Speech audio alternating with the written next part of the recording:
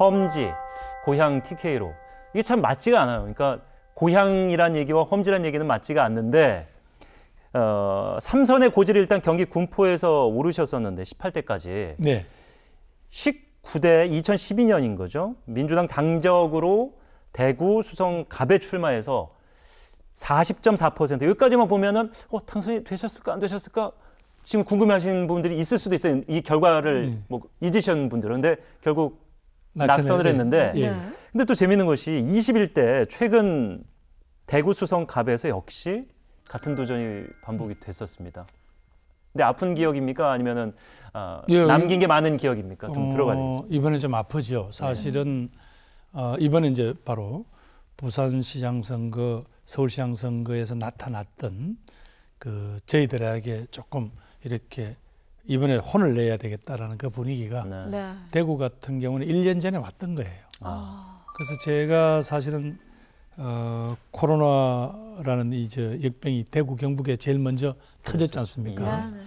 그래서 그걸 하라고 저희들 나름대로 정말로 혼신의 힘을 다해서 지금은 대구 이제 경제부시장을 하고 있는 홍일학 의원하고 제가 정말로 죽을 힘을 다해서 정부에서 가지고 온 원안보다도 약 1조 이상을 더 증액해서 그 지역을 살리는데 정말 말하자면 기여를 했습니다. 지금 사실은 엄청난 저희들로서는 참 밥값을 한 거거든요. 근데 뭐 나중에 그분들이 뭐 그건 그거고 뭐 그건 그거고 좀 정권에 대해서는 우리 싫은 소리 좀 해야 되겠다라는 그런 분위기로 확 흘러가더라고요. 그래서 그걸 저희들이 어떻게 못하는데 저도 그때도 떨어져도 저도 39.8%인가 하니까 그것도 한 40% 따고 떨어진 거예요. 또 예전 기억을 좀 되살려 보자면 또 2016년에 그러니까 그 보수의 심장으로 불리는 TK에 민주당의 깃발을 딱 꽂게 됩니다. 근데 지금 생각해도 그 당시에 그 기억, 소감 어떠실까요? 아유, 정말 그때는 제 자신도 정말 반신반의했는 게 선거 막바지까지 제 경쟁자가 누구였냐면 김문수 전 경기지사였어요. 또 개인적으로는 저하고 오랜 또 굉장히 가까우시잖아요. 가까운 사람이에요. 그래서 또 선후배이시고 선후배고 학생운동의 선후배, 고등학교, 대학교 또 선후배. 아유 정말 힘든 선거였는데 아유 거기서 60%가 넘는 압도적인 표를 저한테 주셨어요. 그래서 나중에는 좀 정말 감격스럽기도 하고 또 그러면서 이제는 한국 정치도 변화가 가능하겠구나라는 그런 좀 용기도 얻고 그랬. 그리고 그 다음에 2017년부터 2년간 그 문재인 정부 시절에 행안부 장관으로 또 활동을 하셨습니다. 그 당시에도 사실 떠올려보면 굉장히 많은 일들이 있었거든요. 하나하나 굉장히 쉽지 않았던 그런 과정이었을 것 같아요. 조금 당시에 이제 왜 일들이 많았다고 이제 우리 기억을 하시는가 하면 그 당시에 재난이라는 게는 이 국민적 이슈가 아니었어요. 그 문재인 정부 전까지. 그러니까 이제 세월호 참사가 났지만 전부 어떤 아픈 비극으로만 기억되지. 그게 우리 사회가 미리미리 준비를 하면 막을 수 있는 혹은 안전에 관한 문제, 재난에 관한 문제라고는 생각을 안 하다가 제가 맞닥뜨린 제일 큰 그거는 바로 포항 지진 때죠. 포항 지진의 어떤 수습 자체도 만만치 않았는데 문제는 바로 그 다음 날이 수능일이었단 말이죠.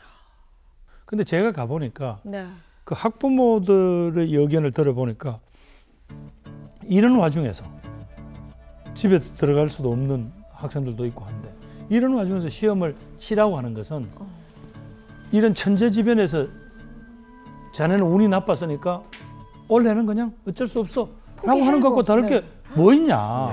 어떻게 국가가 일을 이렇게 할 수 있냐고 저한테 질문을 하시더라고요. 제가 뜨끔했죠. 그런 거다. 이럴 때 버리고 가면 그게 제2의 세월호가 되는 거잖아요.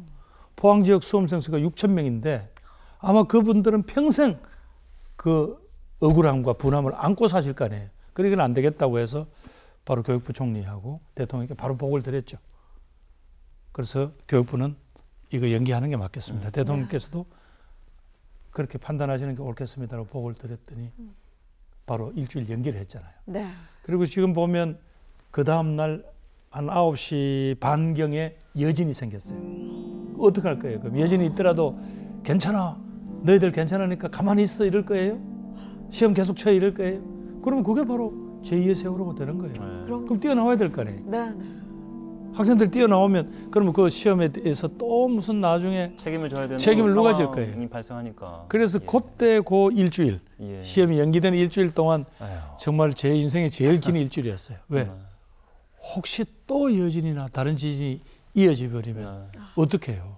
지금 뭐 코로나 전국도 마찬가지입니다. 당장 뭐 답답하고 봄꽃도 즐기고 싶고 나가서 놀고 싶습니다만 이것이 나의 건강만 관련된 것이 아니고 우리 이웃과 가족, 대한민국의 건강과 관련된 문제이기 때문에 딜레마가 발생하는 거겠죠.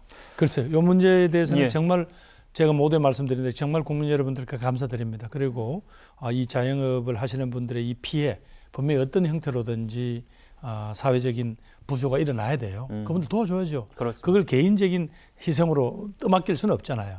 그러나 지금 조금 참 답답하죠. 벌써 1년 가까이 되니까 많이 피곤한 건 사실입니다.